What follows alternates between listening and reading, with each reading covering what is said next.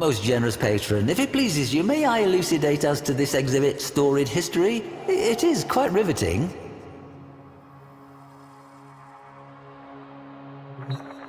Nezha, the mercurial firemonger, the clarion of hope.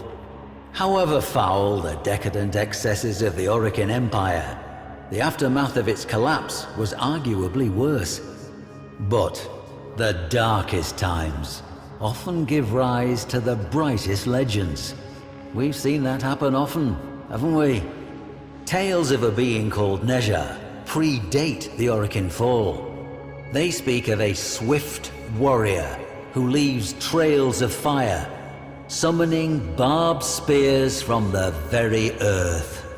But it is during a time of unsurpassed brutality, at a moment of wanton slaughter, that this most blazingly improbable of warframes first proves to be more than a myth.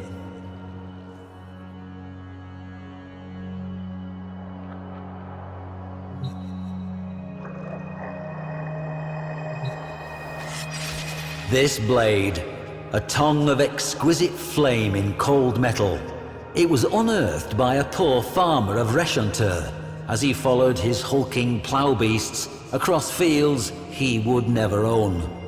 Another might have bravely kept the dagger, but records suggest he handed it into his overseer on the spot, a half cup of rice his princely reward.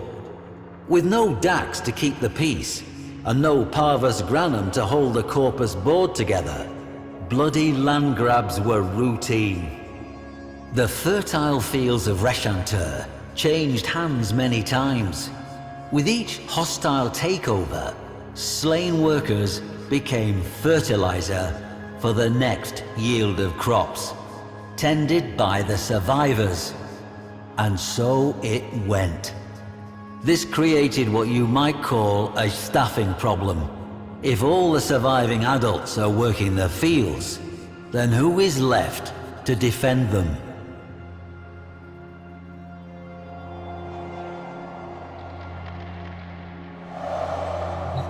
Children, that's who.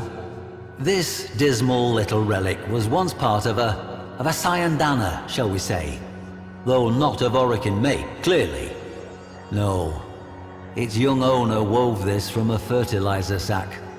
There were many such capes found at the site, enough for an army. Mowers were expensive, you see. Children, they were cheap and plentiful. It made good business sense to arm them. Not the very youngest, of course, just the near adults. The still unbroken. Those who understood the stakes. The young defenders of Reshantur took their duty seriously. They formed into a little clan, trained every day in the ruins of an old temple, and even made themselves a uniform of sorts, part of which you see before you now. But this humble cape was modelled on something even older, the Sayandana of Nezha himself, displayed here, before you.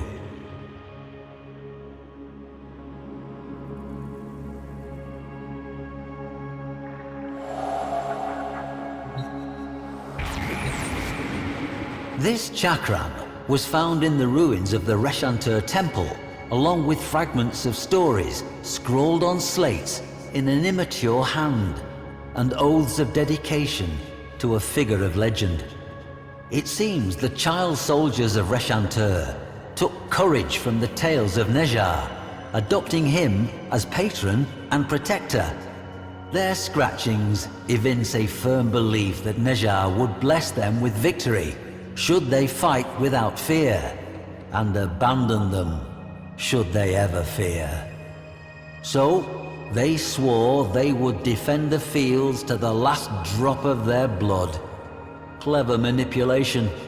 I wonder who put that idea into their heads. At any rate, they accepted it on faith. At least, until the massacre of Reshantur.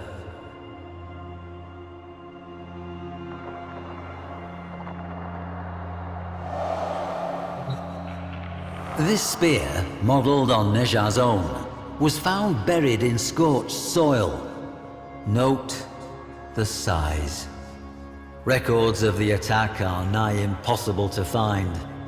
Not surprising. The massacre was almost certainly covered up to protect what the corpus regarded as sensitive business practices. Imagine the children, Tenno, wearing their pathetic sayandanas, bearing flimsy weapons, but with heads high, as warriors. Think of them rushing at their far superior foes without fear, and imagine what those foes did. To this day, the fields of Reshantur cannot be ploughed.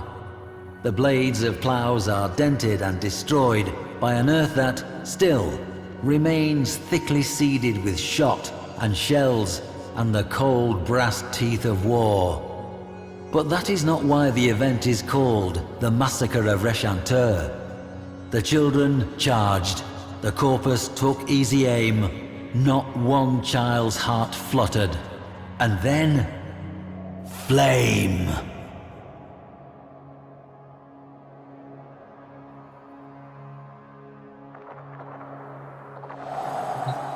The corpus surveyor, Yena Zasperin, says she found a solitary child wearing this helmet in the midst of a charnel field of remains.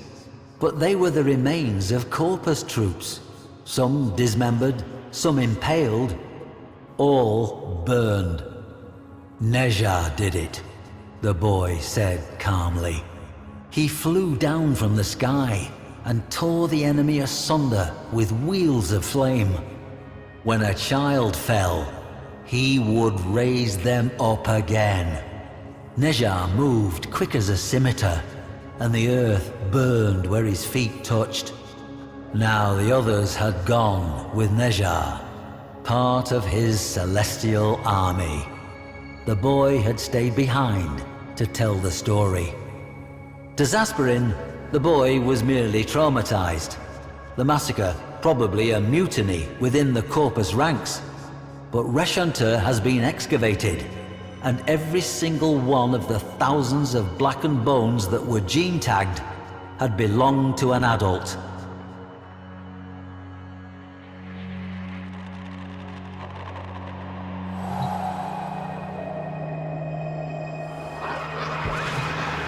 And at last we meet Nezha face to face in all his unquestionable reality. Did this Warframe model itself on the myths to take on the mantle of a mythic hero, or were the myths left in the Warframe's wake, a blazing trail to light the way?